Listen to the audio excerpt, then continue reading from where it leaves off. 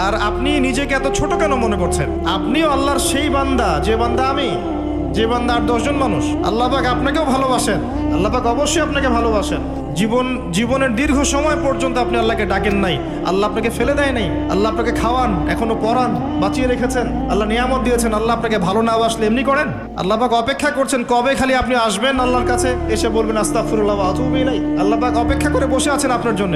আপনি কোথায় যাচ্ছেন? ফাআইনা তাযহাবুন। আল্লাহ পাক বলেছেন ফাআইনা তাযহাবুন, কোথায় যাচ্ছ তোমরা? কোথায় যাচ্ছেন? টাকার পিছনে, বাড়ি গাড়ি, স্ট্যাটাস, স্ত্রী সন্তান, ভোগ বিলাসের পিছনে? আল্লাহ অপেক্ষা করছেন আপনার জন্য। আসেন, সেজদা করেন, নিকটবর্তী হন, আল্লাহ আপনার জন্য অপেক্ষা করছেন। যাবেন না আল্লাহর কাছে?